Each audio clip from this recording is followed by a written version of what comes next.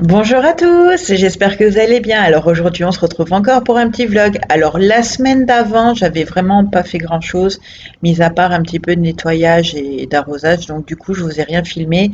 Et là cette semaine n'était pas non plus très folichonne, mais voilà. Donc j'en ai profité pour couper la fleur de mon alocasia et d'arroser mon spathiphyllum qui en avait grandement besoin parce que vraiment il était pas joli. Et en regardant par la fenêtre, qu'est-ce que je vois? Qu'un pot est par terre.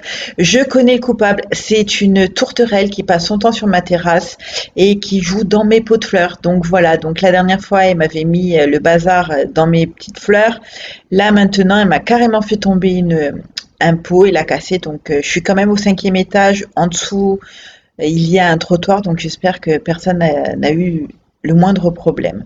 Donc, j'en ai profité donc pour nettoyer. En fait, sur cette étagère, il y a encore toutes mes succulentes qui n'ont pas été traitées contre les cochenilles. Donc, j'en ai encore pas mal à traiter, mais j'attends en fait que l'hiver fasse son travail.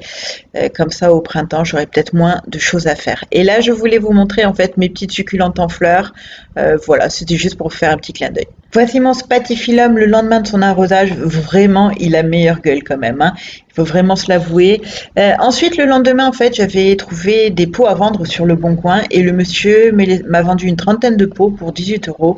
Du coup, je trouvais que c'était une bonne affaire. Le lundi, j'ai divisé mon anthurium en fait parce que j'ai fait un échange de plantes et là, je vais en profiter en fait pour mettre dans un nouveau substrat. On va en parler tout de suite après. Donc là, je m'efforce d'enlever toute la terre qu'il y avait dans les racines et ensuite, je vais aller le rincer à l'eau claire pour qu'il n'y en ait plus, enfin, pour en enlever un maximum.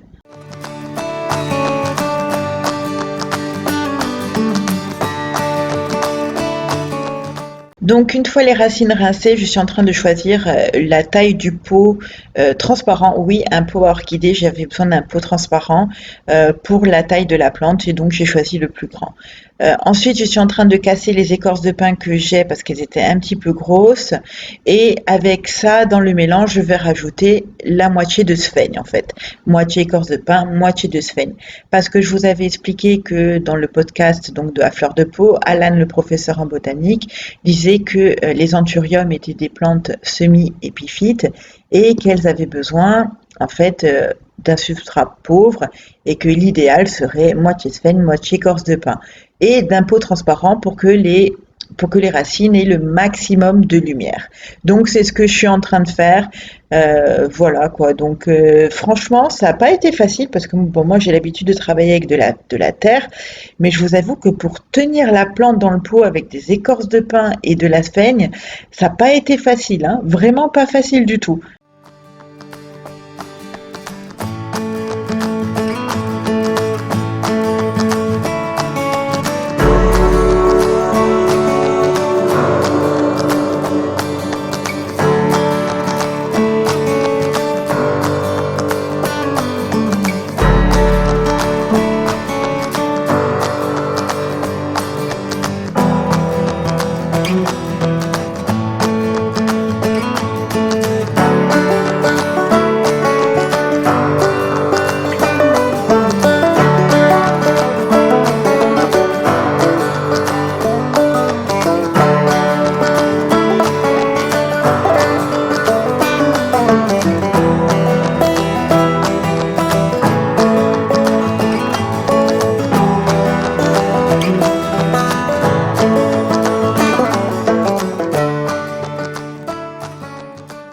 Donc, comme vous avez pu le voir, j'ai bien galéré. Bon, au final, aujourd'hui, j'ai mis des pics en bois en fait pour tenir la plante parce qu'elle penchait. J'avais toujours peur qu'elle tombait.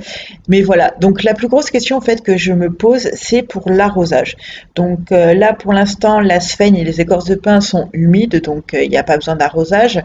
Mais lorsque ce sera sec, est-ce qu'il faudra arroser directement par le haut en fait?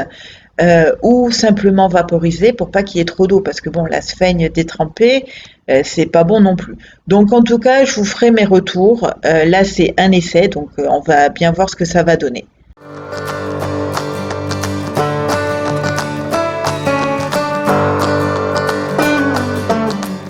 Donc là, je vais faire pareil en fait avec mon philodendron Pink Princess. Mais du coup, là, je n'avais pas de petit pot transparent, donc j'ai utilisé un pot en terre cuite.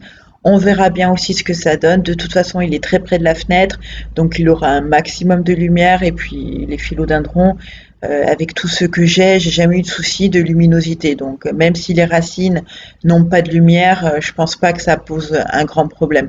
Donc voilà, je voulais tester cette méthode en fait sur deux espèces de plantes et on verra bien ce que ça donne. Mais bon, logiquement, il devrait pas y avoir de soucis. Là, pour le philodendron, donc ben, il tient bien dans le pot, c'est beaucoup plus facile que l'anthurium. Les racines sont beaucoup plus petites et puis la plante est aussi beaucoup plus petite. Donc voilà. Donc voilà, cette vidéo est terminée. J'espère vraiment qu'elle vous a plu. Donc si c'est le cas, n'hésitez pas à la liker, à vous abonner et à me rejoindre sur Instagram. Sur ce, je vous fais plein de gros bisous et je vous dis à bientôt dans la prochaine vidéo.